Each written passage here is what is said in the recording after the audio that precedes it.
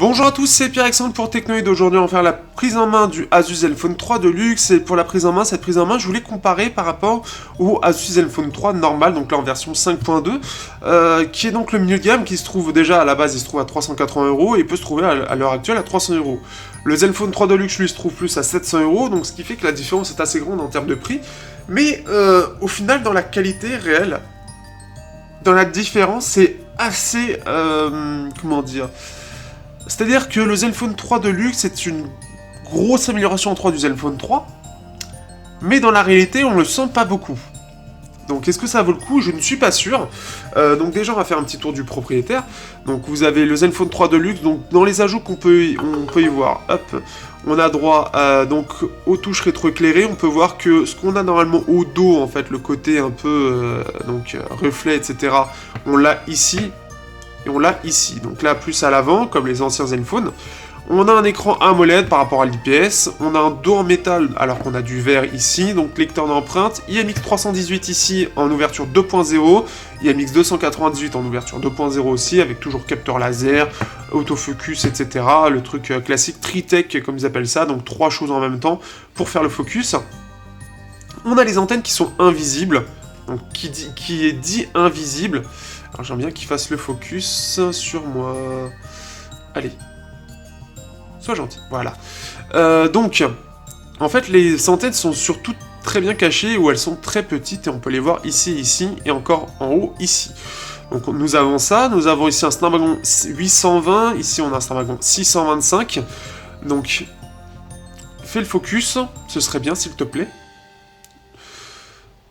Donc voilà, donc en gros on a ça, sachant qu'ici on a une version 5.2 et 5.5 avec 2650 ou 3000 mAh. Et la différence est quand même assez légère au final, c'est-à-dire qu'on a une amélioration sur beaucoup de choses, écran OLED extrêmement bien calibré, donc l'appareil photo qui est pas mal, qui est un peu mieux, c'est-à-dire que là on est sur du 16 mégapixels, là on est sur du 23, mais la différence est assez légère, ce sera plus pour les photos de nuit où il sera meilleur, plus ou moins. Je vous mets l'album d'ailleurs dans le... tout simplement dans la description. Et ce qui est assez impressionnant déjà, là j'ai pu l'utiliser surtout face au S7, et ce qui est impressionnant, c'est le mode faible éclairage que vous avez normalement ici. Donc c'est une technologie en fait tout simplement de chez Asus, et il a un énorme avantage, c'est-à-dire que de base, en gros, voilà, c'est-à-dire que l'appareil lui voit ça, de base, hein. C'est-à-dire que vous voyez juste ça, d'accord? Il n'y a rien. Il ne voit rien. Et en fait, vous êtes censé voir ça. Et même là, il voit mieux que moi. C'est-à-dire qu'en fait, en gros, cette technologie, qui était déjà sur le Zenfone 2, mais elle ne m'avait pas convaincu, là, j'ai pu l'utiliser vraiment face au S7, donc vraiment avoir une différence. J'ai une vidéo qui est prévue pour ça, qui va arriver plus tard, c'est le temps que je la monte, etc. Et en gros, c'est-à-dire que vous avez du 23 mégapixels, et en gros, il va fusionner, alors cette façon logicielle, je ne sais pas comment ils ont fait ça, fusionner 4 pixels en même temps. Donc, ce qui fait que forcément, il va pouvoir capter beaucoup plus de lumière. Et donc, ça vous fait une photo de 5 mégapixels. Vous l'avez aussi sur celui-là, mais en 3 mégapixels, puisque c'est du 16 mégapixels. Et j'ai été quand même assez bluffé de ce qu'il peut faire. Là, je vous l'ai montré. Vous avez aussi cette photo-là. Alors, je vais mettre la rotation. Alors ça, on sent que c'est l'écran AMOLED. Là, ça lui fait... Les appareils, ils ont du mal, les appareils, avec les écrans AMOLED. Là, photo normale.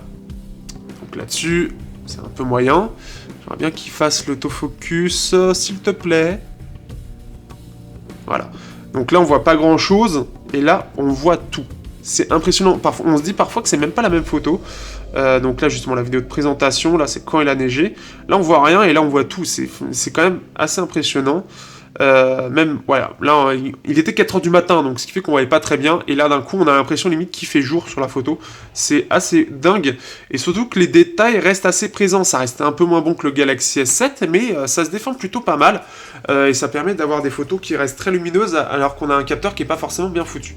Enfin, comment dire, c'est-à-dire qu'on a qu'une ouverture en 2.0, donc c'est pas le mieux pour la nuit. Ensuite, donc... on a un Snapdragon 820, 6 Go de RAM, 64 Go de RAM. On n'a pas d'écran 2,5D. C'est quelque chose que je n'ai pas encore dit. On n'a pas d'écran 2,5D. Et c'est assez étonnant pour un smartphone de 2016. Et je trouve ça bien. Et je trouve ça bien. Pourquoi? C'est génial. Pour quelle raison? Alors déjà parce que si je montre, alors le focus là je lui fais plaisir, on sent qu'il est content. Je sais pas si ça va se voir, mais sur l'Honor 8 ça se voyait pas mal parce qu'il se rayait beaucoup, enfin très vite. Là il se rayait moins, mais en gros en fait quand vous le posez, forcément il va être posé sur la tranche en 2,5D. Je sais pas si je vais pouvoir montrer, non ça se voit pas. Non, le 2,5D il est à l'avant. Mais là, ça ne peut pas se voir parce qu'on est sur du blanc. Mais en gros, ce qui se passe, c'est que ça va beaucoup rayer le côté incurvé justement du 2,5D. Et en plus de ça, vous avez aussi les écrans, tout simplement les films en verre trempé, qui eux sont forcément réduits parce qu'ils doivent faire avec le 2,5D. Donc il faut qu'ils soient un petit peu réduits. Donc il est pas posé sur le pourtour en fait de l'écran. Donc ce qui fait qu'on voit en fait la limite de l'écran du film en le verre trempé, je vais arriver. Donc ça c'est quand même quelque chose qui est assez dommage. Et résultat ça, c'est pas top. Si on l'a bien le 2,5D dessus. Donc c'est pas top. Alors autant c'est bien parce que c'est design, mais autant voilà, c'est chiant. Et au final je trouve que sur le Zenfone 3 Deluxe, le fait qu'il n'y ait pas le 2,5D, au final je m'en fous. Et je l'ai remarqué que la veille de la vidéo. Et en plus de ça, ce qui est bien, c'est que justement pour les verres trempés, ça va prendre vraiment tout le pourtour de l'écran, ça va être vraiment bien posé justement, et ça va faire beaucoup mieux en fait. Franchement, le 2,5D c'est une fausse bonne idée, et je trouve que c'est une bonne idée qu'a eu, Asus, de le mettre en normal. Alors on sent que c'est vraiment deux équipes différentes qui ont pensé au téléphone, parce qu'il y a beaucoup de choses différentes. Quelque chose que je comprends pas, et c'est assez dommage, c'est que on a une grosse bande noire. On va essayer de le montrer sur YouTube. Une grosse bande noire en bas. Ça, il n'y a pas qu'Asus, il y en a d'autres. Mais là Asus, ça fait. J'ai l'impression de voir Huawei. J'ai l'impression de voir la même chose. Et on a une grosse bande noire autour de l'écran. Et je ne l'explique pas. Et c'est assez dommage parce que ça fait assez moche. Et à part pour dire, oh regarde comment il est beau, on dirait qu'il est borderless. Je ne vois pas.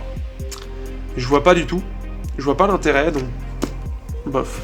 Après j'aime bien le dos en métal, je préfère le métal parce que, autant là ça se voit pas, mais vous avez toutes les traces de doigts. Sur le dos en métal vous n'avez pas vraiment beaucoup de traces. La prise en main est meilleure aussi, parce que c'est assez étrange, parce qu'en fait le truc c'est que là, sur ce téléphone là, hop, si je veux faire le bouton retour, alors le bouton qu'on peut voir il est plus bas, mais si je veux faire le bouton retour j'y accède beaucoup plus facilement, surtout un téléphone qui est assez grand, alors que sur celui-là, le truc c'est que j'ai pas de soucis. Qu'est-ce que je dis? Justement, en fait, là je m'y suis habitué, mais en fait je suis obligé, si vous regardez bien, parce que j'ai l'impression d'aller chercher le bouton retour, et c'est ce que j'avais dit dans le test, c'est que je devais aller le chercher, alors que là non, alors que c'est ce que j'avais peur en fait, parce qu'il était encore plus bas avec les mêmes dimensions, donc je trouvais ça, j'avais un peu peur là-dessus, mais au final ça passe plutôt bien, et ça se trouve ils ont peut-être réduit en gardant la même distance, mais en mettant plus bas, c'est peut-être plus accessible, je vous avoue, je sais pas du tout. Après on a aussi le dos qui est incurvé, qui aide à la prise en main, alors c'est assez léger, mais ça se sent en fait, ça se sent vraiment. L'utilisation, on le sent, donc ce qui fait qu'on va avoir tendance à ne pas aller le garder comme ça, mais plus comme ça, parce qu'on sent vraiment qu'on l'a en main avec ce côté incurvé. Alors après, est-ce que ça vaut le coup de prendre ce Zenfone 3 Deluxe par rapport au Zenfone 3 normal? Il faut savoir déjà qu'une chose, soit Asus a très bien géré le Snapdragon 125, soit Qualcomm a fait un excellent processeur, tout simplement, un excellent Snapdragon 125. Parce qu'au final, si vous regardez, dans l'ouverture des applications, ça va jouer à très très peu, voire c'est équivalent, voire même parfois, c'est parfois le Asus qui va plus vite. Donc c'est-à-dire que ce n'est pas, on dirait que c'est pas logique en fait. Faut regarder, c'est très proche. Sachant qu'ils ont le même cache, j'ai ouvert les mêmes applications tout à l'heure. Voilà quoi, c'est-à-dire que ça se joue à rien du tout. Ah mais rien de rien. Donc, réellement, est-ce que... qu'est-ce que je dois ouvrir de... Est-ce que sur la puissance, ça va jouer? À part si vous jouez au jeu, non. Vous voyez, même l'appareil photo, c'est lui qui ouvre plus rapidement. Si vous jouez au jeu, non. À part ça, non. Pourquoi? Parce que, en fait, lui, le Snapdragon 125 est plus orienté sur le côté CPU, le côté calcul, qui est le côté un peu de tous les jours, et beaucoup moins sur le côté graphisme. Le Snapdragon 820, lui, c'est le contraire. Alors c'est très bien sur les benchmarks, mais dans la réalité, au final, voilà quoi. Donc ce qui fait que, voilà quoi, même si on prend une grosse application, surtout qu'il a une bonne mémoire, vous voyez, il est allé plus vite. C'est beau, hein. Qu'est-ce qu'on a d'autre que je pourrais ouvrir sans problème? Twitter. Alors voilà, parfois il est un peu plus lent, mais voilà, c'est-à-dire que vraiment ça se joue à pas grand-chose. Réellement, ça se joue à pas grand-chose. Parce qu'il a une bonne mémoire, et en plus de ça, il a... Globalement, il est plutôt bien ce processeur, et en plus il est plus économe. C'est-à-dire qu'en plus de ça, l'autonomie du Zenfone 3 normal est meilleure que le Zenfone 3 Deluxe, en tout cas jusqu'à maintenant. Et c'est pas super compréhensible. Donc ça, c'est assez dommage. En gros, ce qu'on peut noter comme différence entre les deux, c'est qu'on a une meilleure finition, on a un appareil photo qui est un peu meilleur, un peu. Je mettrai le lien des deux pour que vous puissiez faire la différence. Le lecteur d'empreintes, c'est les mêmes. Au niveau autour de l'appareil photo, donc ce qui permet de faire le focus, etc., c'est la même chose, capteur laser, etc. On a tous les deux de l'USB type C, sauf que le Zenfone 3 Deluxe, lui, a du quick charge. Le haut-parleur est un peu mieux. L'appareil photo, il est un peu mieux aussi. La jack, alors la jack est quand même mieux sur le Asus. Mais pour la plupart des gens, celui du Snapdragon 125, déjà le DAC est vraiment pas mal. Donc là-dessus, c'est pas là-dessus vraiment que ça va jouer, sauf pour ceux qui sont un peu mélomanes, qui veulent vraiment le meilleur. Clairement, ça va être plus le Asus. On a un écran AMOLED de très très bonne qualité, contre un écran IPS qui est un peu moins bon, et encore, franchement, ça reste quand même très correct. Au niveau de la surcouche, c'est exactement la même chose. Donc... Est-ce que vraiment... Franchement, je sais pas, c'est franchement très proche, c'est vraiment très très proche.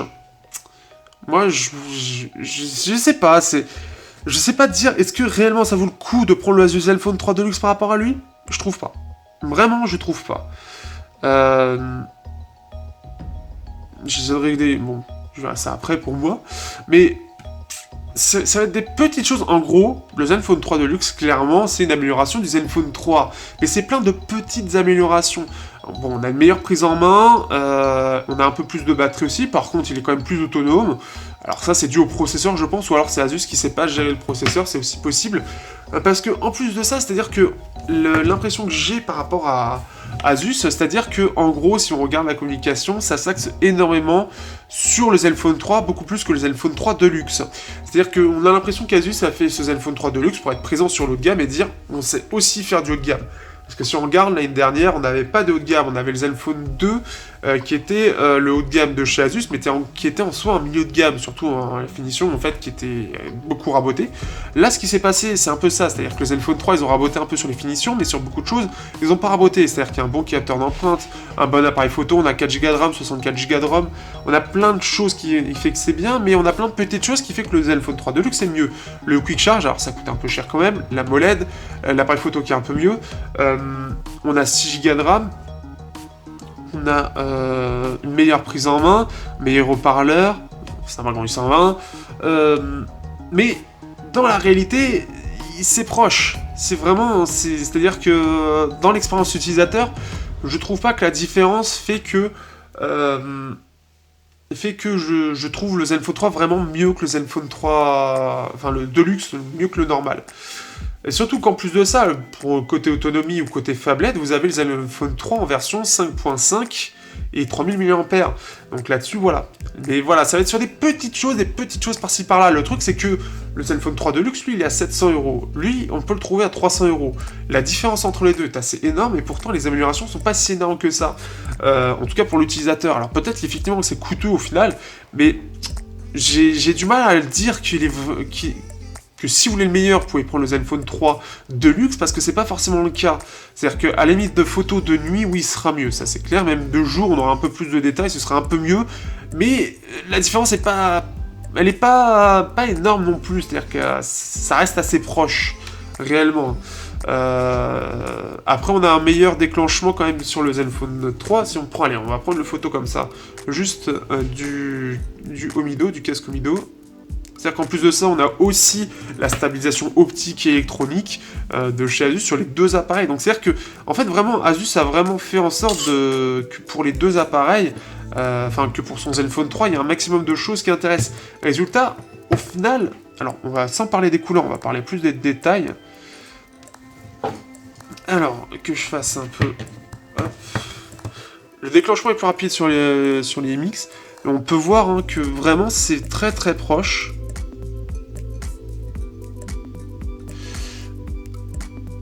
Clairement, ça joue à rien. Ça joue à rien. Donc, c'est plus apparemment sur le piqué où apparemment ça joue, de ce que j'avais entendu.